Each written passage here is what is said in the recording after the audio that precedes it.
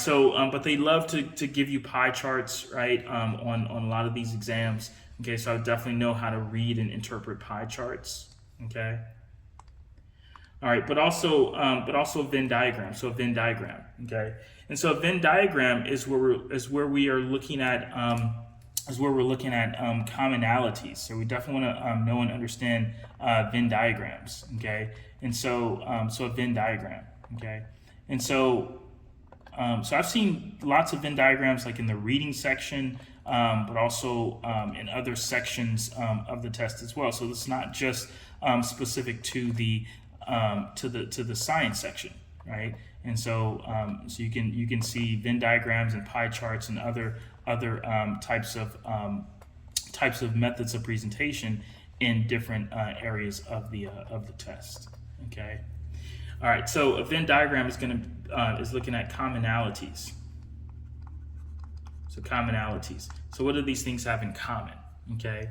And so with that, let's say that we have these interwoven circles.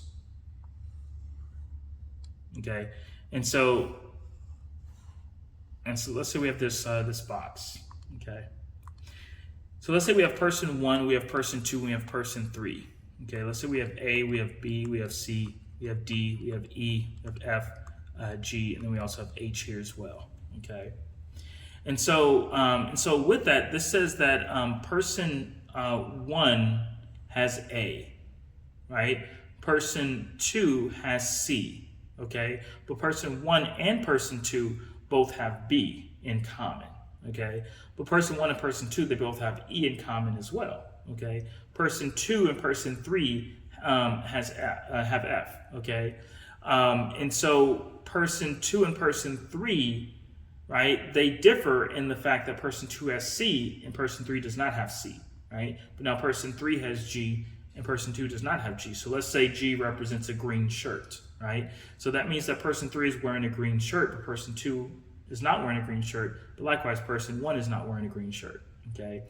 But let's say that F represents family. So person 2 and person 3, they're both in the same family, okay? But now let's say that B represents the same class, right? So maybe second graders. So person 1 and person 2, they're both in the same class, but they're not in the same family, okay?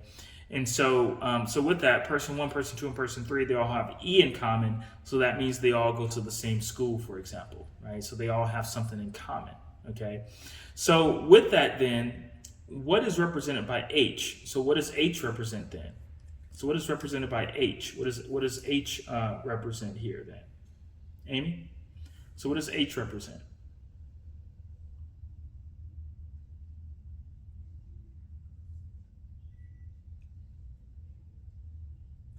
So what's represented by H then?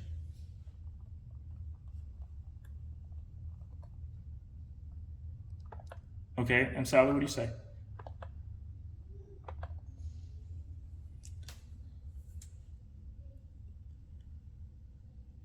What do you mean by angle or angel? Angle, the angle of what?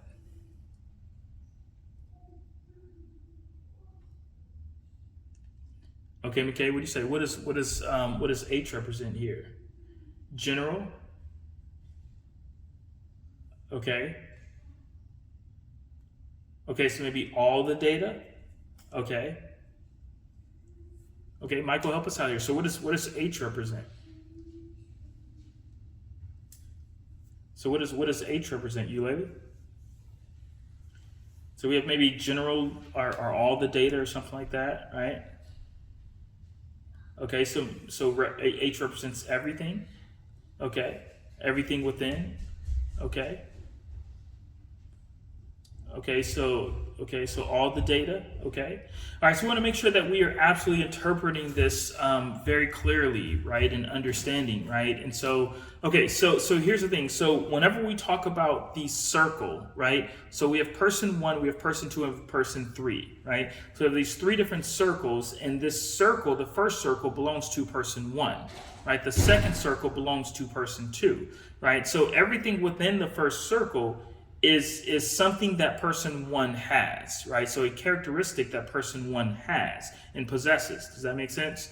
Right? And so as I said, for example, with person 3, the G represents green shirt, for example. So person 3 is wearing a green shirt, but person 1 is not wearing a green shirt. Person 2 is not wearing a green shirt. So we want to make sure we're interpreting this appropriately, okay?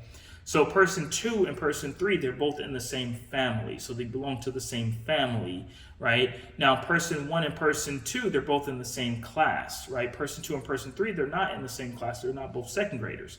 Maybe one is a second grader and one is a fifth grader, right? They're both in the same family, okay?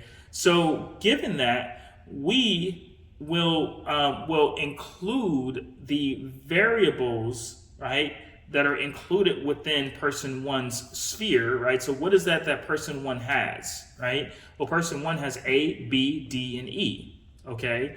Now, person 2 has B, C, E, and F, okay?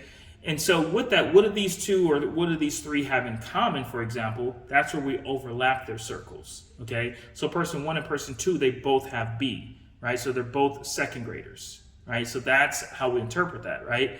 And so person 2 and person 3, they're both in the same family, okay? And so when we look at E is where all three circles overlap to indicate that person 1, person 2, and person 3, they all go to the same school. Okay, and so given that, what does H represent then? So what does H represent then? Okay, Susmita? That's right. So the trait that no one has, right? It is the outlier. So it is the variable that is not included with anyone's within anyone's circle, right? Makes sense? And so let's say H is purple shoes. Right, so no one is wearing purple shoes, right? Person 1, nor person 2, nor person 3 is wearing purple shoes, right? Does that make sense? Right, and so you want to make sure that you absolutely understand how to interpret Venn diagrams. Very, very important. Okay. All right, so good. So definitely know Venn diagrams. Okay. Hey, this is Dr. Brian Adkins with the Adkins Academy. Thanks a lot for taking the time to check out this great video. Definitely let me know if you want to see more videos like this. Please comment, like, share it, and definitely tell your friends all about it.